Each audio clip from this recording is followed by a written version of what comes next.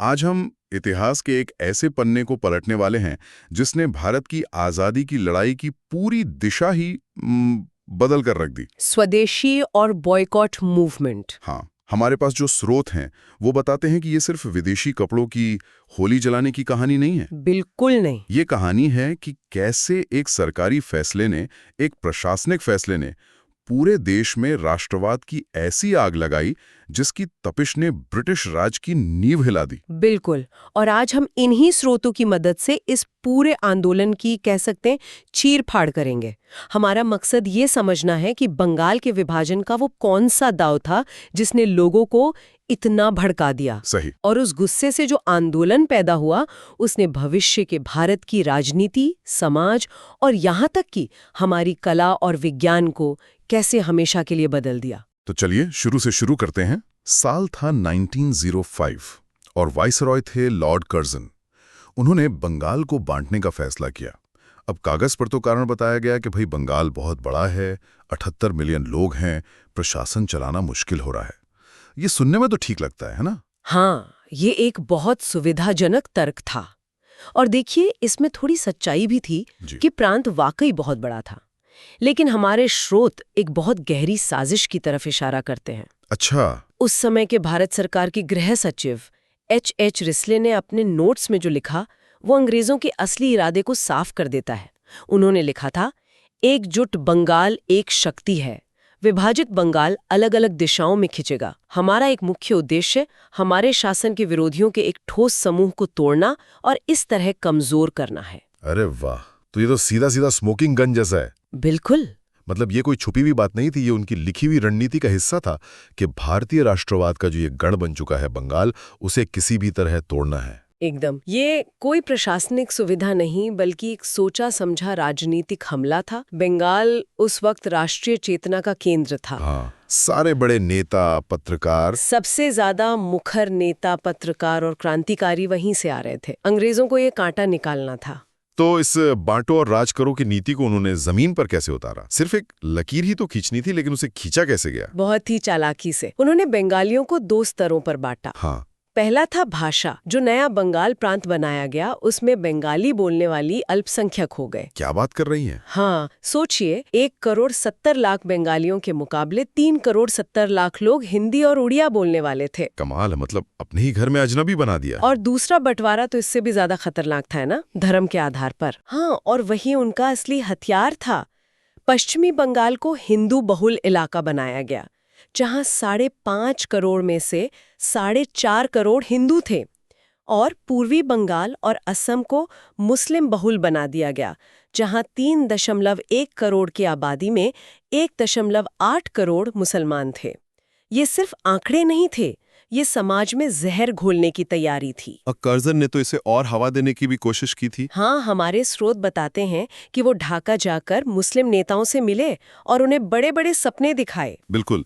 Curzon ने तर्क दिया कि ढाका एक नए मुस्लिम बहुल प्रांत की राजधानी बन सकता है, जिससे मुसलमानों को एक ऐसी राजनीतिक एकता मिलेगी जो उन्होंने मुगल सल्तनत के बाद कभी महसूस नहीं की। मतलब साफ तौर पर कांग्रेस के खिलाफ एक गुट खड़ा करने की कोशिश। हाँ, साफ तौर पर कांग्रेस और राष्ट्रीय आंदोलन के खिलाफ मुस्लिम समुदाय के एक हिस्से को खड़ा करने की कोशिश थी। तो जब 1903 के आसपास ये बंटवारे की खबरें उड़नी शुरू हुई तो लोगों की पहली प्रतिक्रिया क्या थी? क्या उन्होंने बस मान लिया? नहीं, बिल्कुल नहीं। शुरुआत में मतलब 1903 से 1905 तक कमान सुरेंद्रनाथ बैनर्जी और के मित्रा जैसे उदारवादी नेताओं के हाथ में थी। अच्छा, मॉडरेट्स के हाथ में। हाँ, और उनका तरीका ब्रिटिश सिस्टम में विश्वास पर आधारित था। उन्होंने याचिकाएं लिखी, हजारों लोगों के दस्तखत करवाए, बड़ी बड़ी जनसभाएं की। मतलब प्रार्थना और याचिका वाला तरीका। एकदम। और हितवादी और संजीवनी जैसे अखबारों के जरिए सरकार तक अपनी बात पहुंचाने की कोशिश की। उन्हें उम्मीद थी कि तर्क और जनमत के दबाव से सरकार मान जाएगी। लेकिन सरकार सुनने के मूड में बिल्कुल नहीं थी, और मुझे लगता है यहीं से कहानी में असली मोड़ आता है। जब लोगों को ये एहसास हुआ कि विनती करने से, याचिकाएं देने से कुछ नहीं होने वाला। एकदम सही। जुलाई 1905 में सरकार ने जनता की राय को पूरी तरह से नजरअंदाज करते हुए विभाजन की आधिकारिक घोषणा कर दी, और बस उदारवादियों के सब्र का बांध टूट गया। बंगाल के छोटे छोटे कस्बों से विरोध की चिंगारियां उठने लगीं। और यहीं पहली बार बायकॉट यानी विदेशी सामानों के बहिष्कार का नारा गूंजा। 7 अगस्त 1905 को कलकत्ता के टाउन हॉल में एक विशाल सभा हुई और स्वदेशी आंदोलन का औपचारिक ऐलान कर दिया गया। और फिर आया वो दिन 16 अक्टूबर 1905, जिस दिन बंटवारा लागू हुआ। स्रोतों में उस दिन का जो वर्णन है वो तो रोंगटे खड़े कर देता है। वो सिर्फ एक राजनीतिक विरोध नहीं था, वो एक भावनात्मक सैलाब जैसा था। बिल्कुल। उस दिन को पूरे बंगाल में शोक दिवस के रूप में मनाया गया। दुकानें बंद थीं, चूल्हे नहीं जले, लोगों ने उपवास रखा। हजारों लोग सुबह गंगा में स्नान करके नंगे पैर वंदे मातरम गाते हुए सड़कों पर निकल आए। वंदे मातरम तो जैसे इस आंदोलन का राष्ट्रगान ही बन गया। हाँ। रविंद्रनाथ टैगोर ने इसी दौरान आमार सोनार बांग्ला लिखा, जो आज बांग्लादेश का राष्ट्रगान है। हाँ, और वो राखी वाली बात, वो तो कमाल की थी। मतलब एक सरकारी आदेश को एक गहरे सांस्कृतिक और भावनात्मक त्योहार में बदल दिया। हाँ, टैगोर के कहने पर लोगों ने हिंदू मुस्लिम एकता और बंगाल की अटूट आत्मा के प्रतीक के रूप में एक दूसरे की कलाई पर राखी बांधी। अच्छा। एक बहुत शक्तिशाली संदेश था कि तुम हमें कागज पर बांट सकते हो, लेकिन हमारे दिलों को नहीं बांट सकते। सही बात है। ये राजनीति को सीधा लोगों के घर और उनके दिलों तक ले जाने का एक जबरदस्त तरीका था। तो एक तरफ तो ये जबरदस्त जन आंदोलन सड़कों पर था, वंदे मातरम, राखी, लेकिन जब इतनी बड़ी आग लगती है तो उसे किस दिशा में ले जाना है, इस पर तो बहस होगी। क्या कांग्रेस के अंदर सब एक मत थे? नहीं, और यहीं से आंदोलन का दूसरा और ज्यादा आक्रामक चरण शुरू होता है। कांग्रेस के गरम दल के नेता बाल गंगाधर तिलक, लाला लाजपत राय, बिपिन चंद्र पाल और अरबिंदो घोष। लाल बाल पाल? हाँ, जिन्हें लाल बाल पाल की तिकड़ी के नाम से जाना जाता है, उनका नजरिया बिल्कुल अलग था। उनका क्या मानना था? वो क्या अलग करना चाहते थे? वो कहते थे कि ये लड़ाई सिर्फ बंगाल के बंटवारे को रद्द करवाने की नहीं है, ये लड़ाई स्वराज की है, पूरी आजादी की। अच्छा। वो इस आंदोलन को बंगाल से बाहर निकालकर पूरे देश में फैलाना चाहते थे। वो सिर्फ विदेशी सामान के बहिष्कार से संतुष्ट नहीं थे, वो पूरी ब्रिटिश सत्ता का बहिष्कार चाहते थे। और इसी वजह से सूरत में? हाँ, इसी वैचारिक मतभेद के कारण 1907 में कांग्रेस का सूरत में विभाजन हो गया, जिसका आंदोलन पर बहुत बुरा असर पड़ा। तो जब इन गरम दल के नेताओं का प्रभाव बढ़ा तो आंदोलन का तरीका भी बदला होगा। उन्होंने विरोध के कौन से नए हथियार अपनाए? उन्होंने एक नया विचार दिया, निष्क्रिय प्रतिरोध यानी पैसिव रेजिस्टेंस।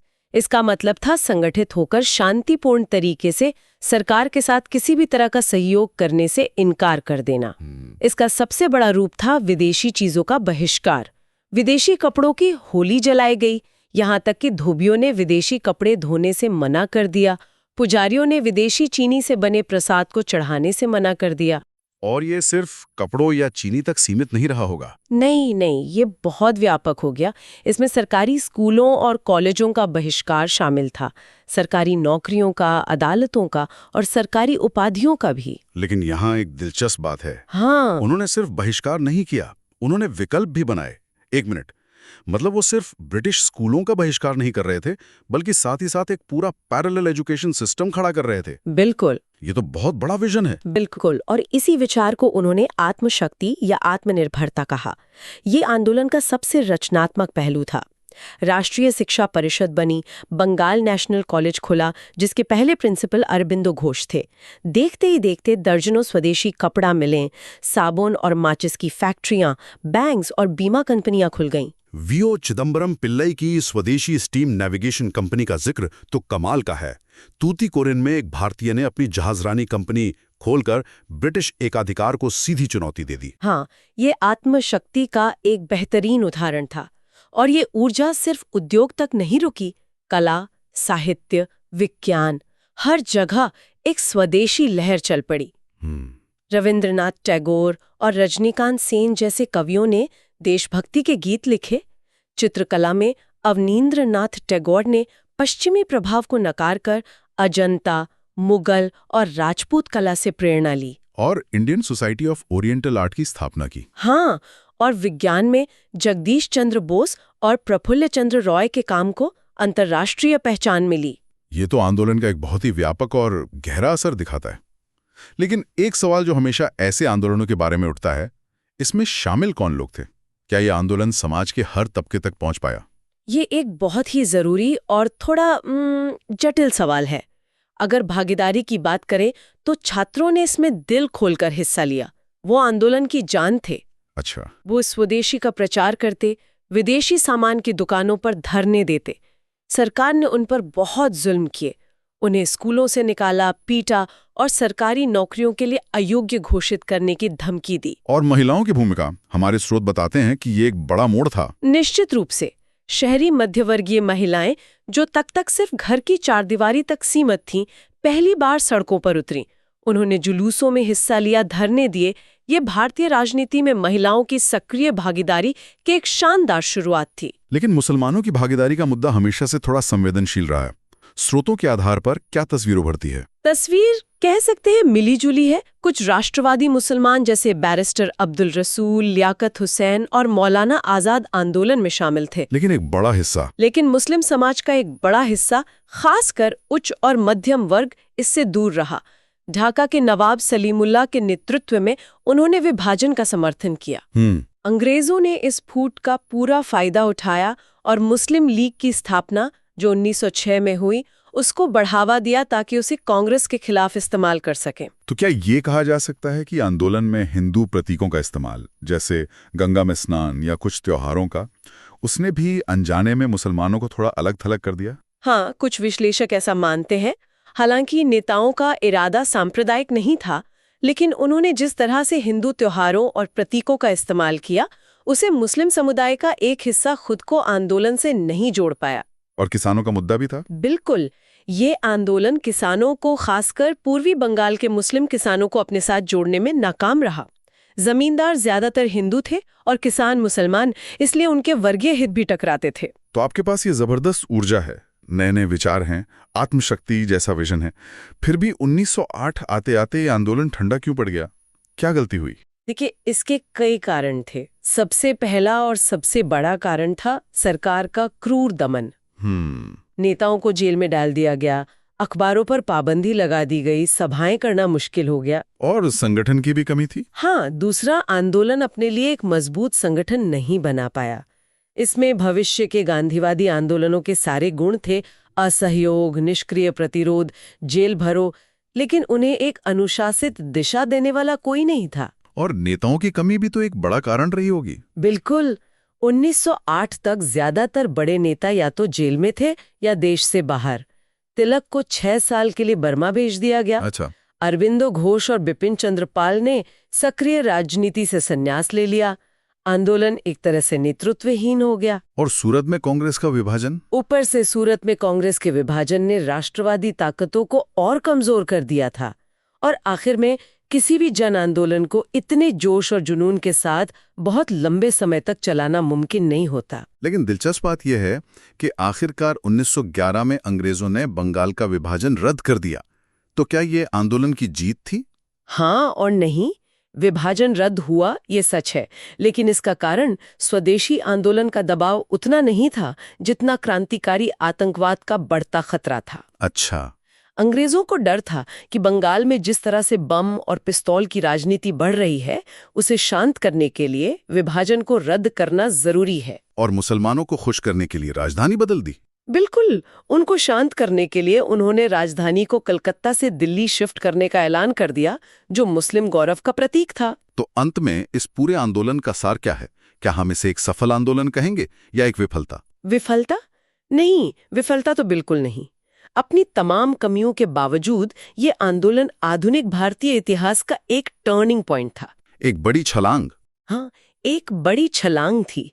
इसने आजादी की लड़ाई का दायरा सिर्फ पढ़े लिखे अभिजात वर्ग से निकालकर छात्रों, महिलाओं और कुछ हद तक मजदूरों तक पहुंचा दिया।